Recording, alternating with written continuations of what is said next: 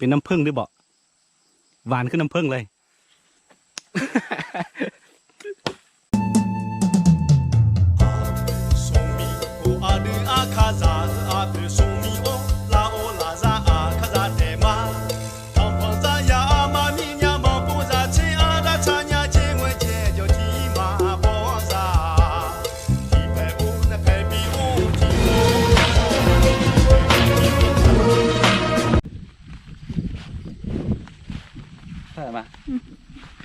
กราบสบายดีแล้วก็สวัสดีทุกคนที่กำลังติดตามพักโซมเรายินดีต้อนรับสู่2อาคาน้อยคือวันนี้นะเราจะพาทุกคนเข้าป่ากันตอนนี้เราอยู่นาทุกคนเลยช่วงนี้เป็นช่วงฤดูไถนาเนาะฤดูเห็ดนานะต้องมาอยู่นาตลอดที่จริงพวกมันค่อยมาเห็ดครับแต่ว่าพี่เคยมาเห็ดนะก็เลยมาซอยเพลินตอนนี้เราสิเข้าป่ากันเนาะมีอาวุธอยู่เดียวบนไทยนี่ หลายคนอาจจะพูดเนาะโอเคทุกคนตอนนี้เราเดินเข้าป่ากันมาทำกัน3คนนะมีตากล้องแล้วก็มีน้องไซคนเนาะมาพีเคพีชแนลเนาะเอาน้ำกันแต่ตัวนี้เป็นถืออาวุธแล้วก็ไม่อยากให้เข้ามา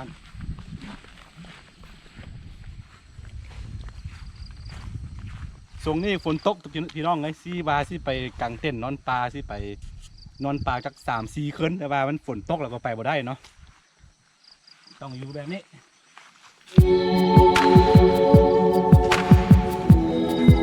ติดตามยาวๆไปทุกคนเลย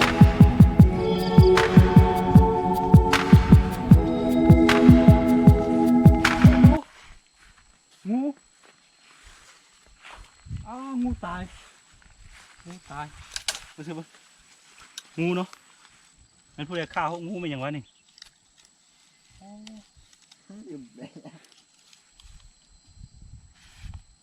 เนี่ยน้องงูเนาะเขาถิ่มว่ายังไง2 ตัวตัวนี้ตัวใหญ่เว้ยงูสิงอะไรงูสิงไอ้จงอะไรช่วงสองตั้งเปล่า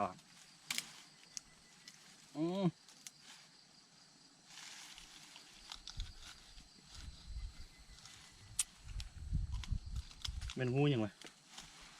บูดหมดแล้วเสียดายเว้ยถ้าเห็นก้อนไม่ย่างกินเอาขึ้นมา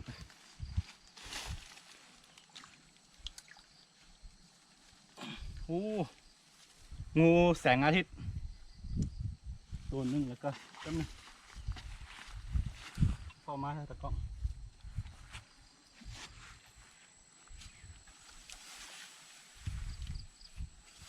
มันบูดแล้วเสียดายท่านเห็นบูฮู้ว่าน่าจะเป็นพี่เคยเป็นผู้ฆ่าเนาะเวลาถ่ายหน้าเราเห็นไปนับไป2 ตัวเป็นงูแสงอาทิตย์เนาะเสียดายเว้ยอาหารสั้นดีของข้อยเลยนี่แต่ว่าเขาฆ่ากันละมันน่าจะออกมาสวงอันแบบไถนาอยู่ต่ำนานะต่ำคันนาก็เลยว่าอันรถไถเนาะรถไถเหยียบมันบูดละเสียดาย นี่คืองูแสงอาทิตย์เนาะเวลาแบบตัวเป็นมันสีมันจังย้ำเนาะสีเลื่อมๆนะอันนี้มันตายแล้วตอนนี้มันจนเน่าหมดแล้วเสียดายเป็นอาหารสั้นดีกันเอาไปเฮ็ดพักเพชรโอ้โหสุดยอดพี่น้องเลยตัวนี้มันบูดก่อนแล้วโอเคเอาซีทิมมันเนาะ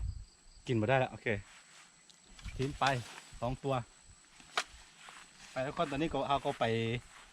เฮ็ดหน้าที่ของเขาต่อเนาะไปเข้าไปป่ากัน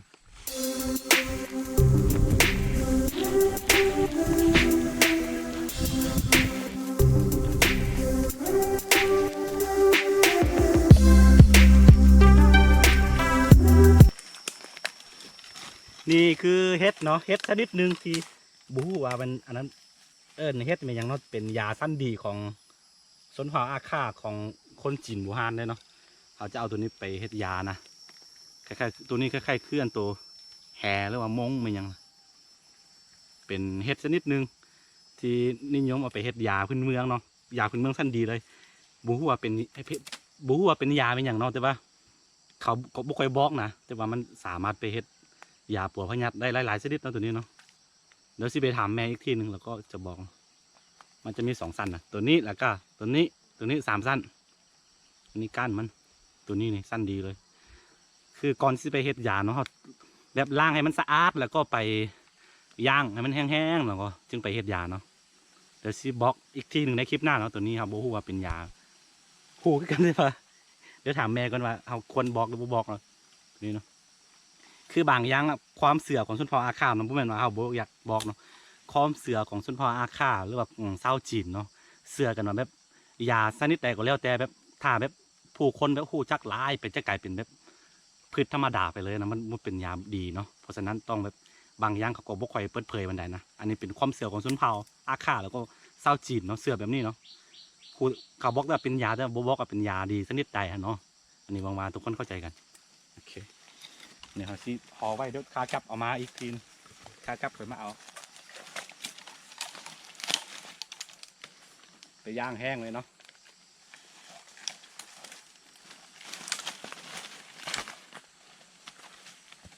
เนี่ยไว้เดี๋ยวขากลับเดี๋ยวมาเอาเนาะเป็นยาสั้นดีหายากพี่น้องเลยรู้จักนี่พืชต้นนี่เนาะผลไม้ปลากินได้เลยไอเสียเบิ้งทุกคนมันแดดค่อนเราก็น่าจะบูดนิดหนึ่งได้พี่น้องได้นี่เนาะโอ้น่ากินบ่สุดยอดเลยเดี๋ยวสิกินให้เบิ้ง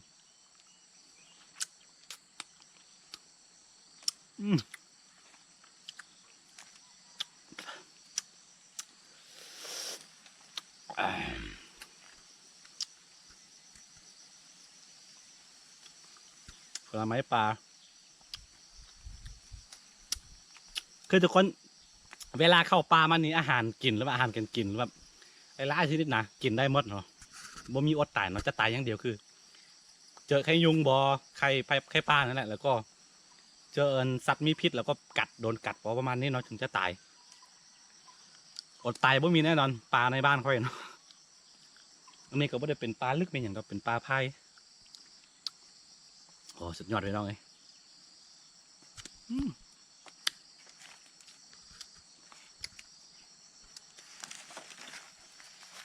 อันนี้ก็กินได้อีก อันนี้ก็กินได้ที่กันพี่น้องนี่คือใบซาเนาะซาปลานะบริปลูกมันเกิดขึ้นเองเลยเนาะรสชาติมันจะออกขมๆคือโลนึงกันไปตากแห้งแล้วก็แบบตัวแห้งๆอ่ะนะหลายพันบาทเติบเนาะตัวนี้เนาะโบตามก็2-3 พันบาท1 กิโลเนาะ1 กิโลกรัมเนาะย่ำใบตัวนี้เข้าไปแล้วก็ให้มันโค้งๆแล้วก็ขึ้นอยู่ที่ทิมเอาได้สกัดเอาได้น้ำของมันแล้วก็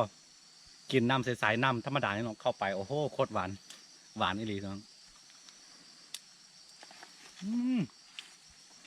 ตามไหม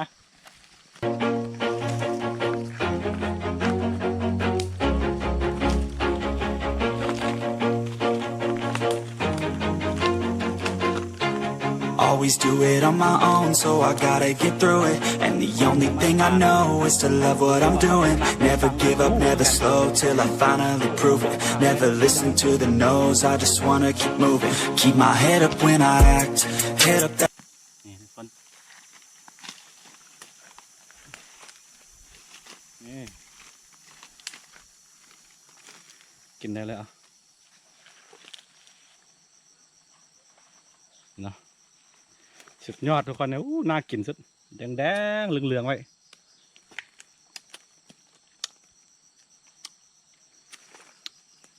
โอ้ย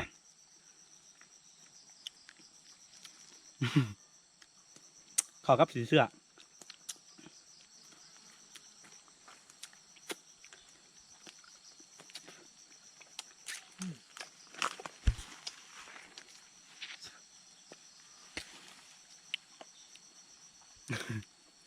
มันบูดแล้ว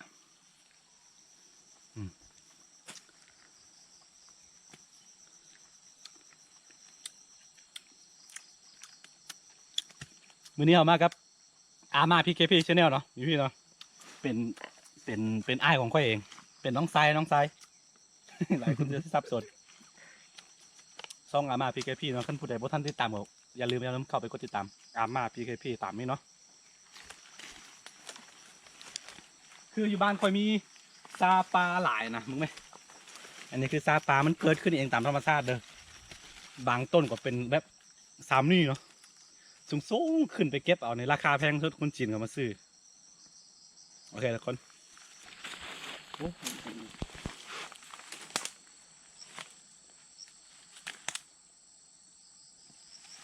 นี่เย็นเหรอ นี่ให้เห็นอีกเนาะคือเวลาฝนตกมันจะออกนะมันบ่มหมายเข้ามว่ามันจะมีตามปลาทั่วไปเลยเนาะมันเป็นจุดเป็นบางบล็อกเคสซื้อๆเนาะขั้นแปลว่าขั้นมีเห็ดตัวนี้เกิดขึ้นแปลว่าปลานั้นอุดมสมบูรณ์เนาะนี่คือลืมบอกคือเห็ดตัวนี้มันจะมีพิษนะพิษให้แห้งที่สุดเลยเวลาจับเราต้องล้างมือดีๆเนาะเราไม่ต้องเข้าปากมันมีพิษเอาไปไว้เดี๋ยวคากลับค่อยเอาโอเคทุกคนคือทุกคนตอนนี้เราไปเดินป่าหากลับมาเนาะไปโลยิงกระรอกมันอย่างนะได้นกตัวหนึ่งนกตัวใหญ่ตัวขายยาวๆนะเอาสิบไทยออกดีกว่าเนาะโอเคตอนนี้เราลืมเอาน้ำมาแล้วก็เราจะไปหากินน้ำต่ำไม้ไผ่แล้วคือเดี๋ยวจะเป็นวิธีการแนะนำกินแบบกว่านี้เราบ่มีน้ำกินนะกินตามต้นไม้ไผ่นี้ได้เลยที่ตามยาวๆมาทุกคน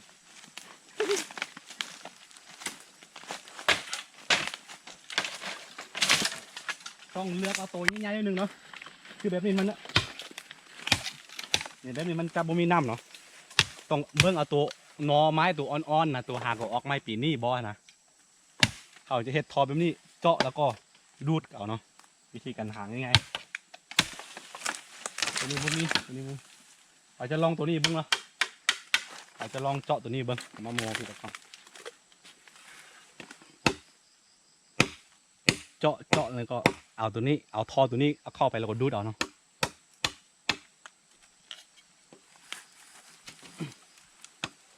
เป็นอันนั้นเป็นน้ำพิเศษ เป็นสรรพคุณที่ดีเลยสำหรับน้ำในหน่อไม้เนาะในไม้ไผ่นะคือปกติแล้วเขาจะหาช่วงตอนเช้าๆเนาะประมาณ3-4 โมงเช้าๆนะมันจึงมีน้ำไปขายได้เงินเลยตัวนี้น้ำตัวนี้เนาะแพงเลยขายเป็นลิตรนะลิตรหนึ่ง50 กีบเดี๋ยวสังเกตดูทุกคน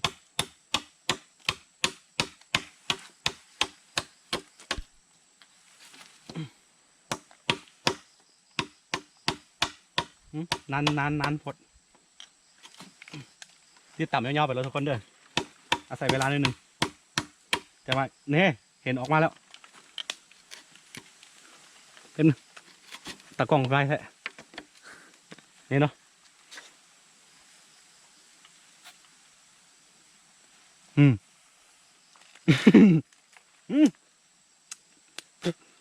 มันคือน้ำผึ้งว่ะ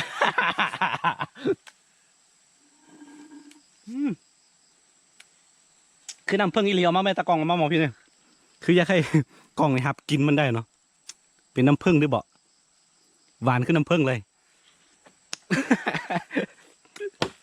อะไรเนี่ย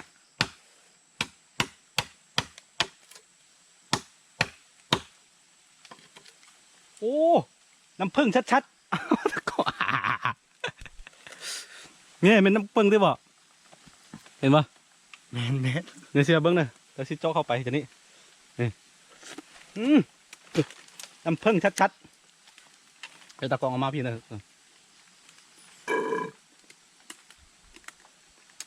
มีน้ำผึ้งนี่หว่า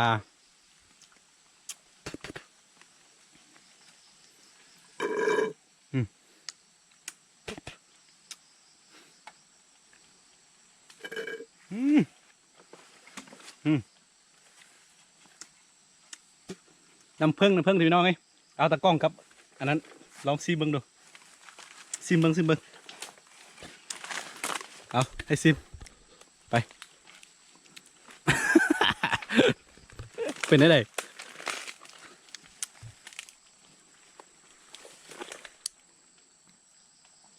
เป็นน้ำผึ้งที่บ่ น้ำพึ่งชัด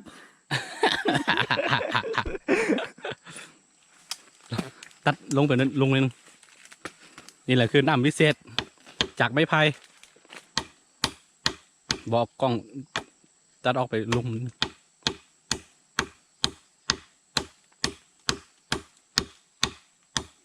เป็นน้ำผึ้งด้วยบ่ น้ำผึ้งไปอยู่ทอไม่ไพ่ได้ยังไง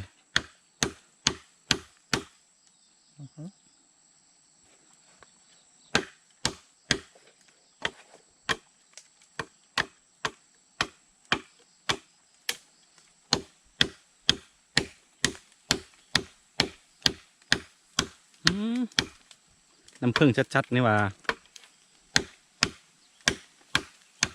แต่ว่า ที่แปลกคือไม่ผึ้งมันไปอยู่ในท่อ ทัดเอามา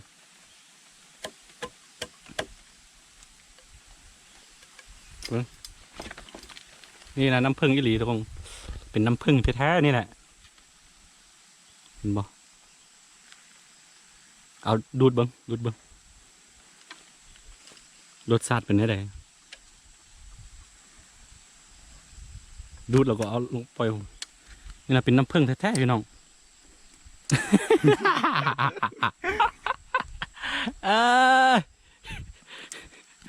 เอากินให้หมดไป กินให้หมดเนอะรสชาติเป็นยังไงรสชาตินะ หวาน หวานว่ะ หวานแล้วก็เหนียว ไข่คือน้ำผึ้งบ่ แน่นอน ตัวยี คันพูดเดี๋ยวว่าท่านติดตามซองอาม่าพีเคพีชแนลเนาะอย่าลืมเข้าไปกดติดตามเนาะนี่ผู้นี้กำลังเป็นผู้ดำเนินรายการนะอยู่อันนี้คืออะไร คือ จุจิเสียดายอะเงินน้ำผึ้งนี่ว่า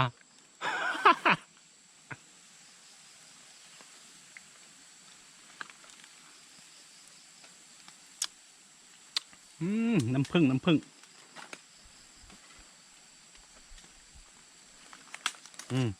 วิเศษบ่ทุกคนเป็นน้ำวิเศษอีหลี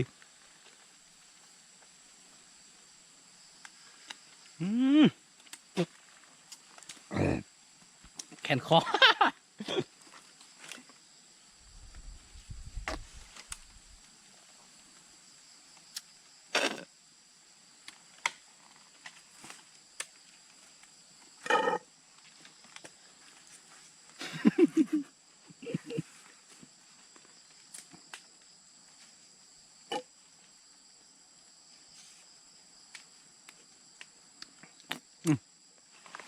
กินไรแห้งหิวน้ำซ้ำ บ่เป็นการกินแห้งทรมานตัวเองแล้วกินไรเนาะมันเป็นน้ำผึ้งพี่น้องเดี๋ยวสิดราม่า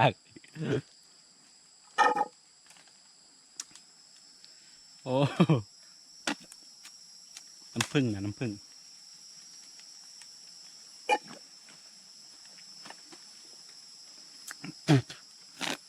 ตัวเดียว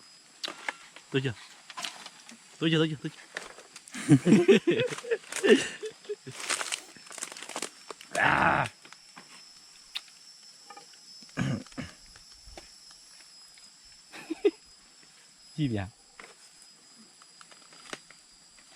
เอาต่อจ้ะ เอาไปได้ ซิ ก็คิดแบบนี้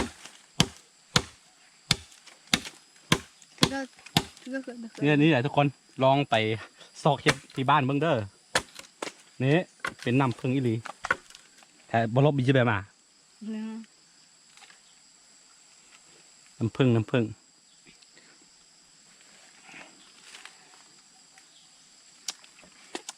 บลองโอ้นี่เอามาเพียง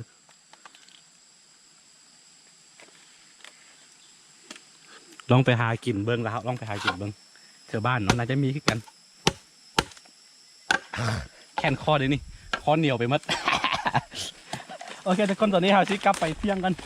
เป็นคลิปบ้านๆเนาะเป็นคลิปแบบคำๆได้ตอนนี้เราชิกลับไปเที่ยงนาก่อนคือคลิปนี้ก็เป็นคลิปแบบอันนั้นเนาะมีสาระแดนบ่มีสาระแดนเนาะเวลาผู้ใดมากก็อย่าลืมก็แล้วก็ติดตามคือเขาแบบเอาแต่เรื่องเครียดๆกับบ่ดีเนาะเอาเรื่องคำๆใส่น้ำเด้เนาะแต่ผู้ใดมักก็อย่าลืมกดไลค์กดติดตามซองอาคาน้อยแล้วก็อย่าลืมเข้าไปกดติดตามซองของตากล้องนี่ได้ซองอย่างก็ อาม่า PKP Channel อาม่าพีเคพีชแนลตามนี้เลยเนาะเราเจอกันใหม่ในคลิปหน้าแล้วสำหรับคลิปนี้ไปก่อนสบายดีทุกคน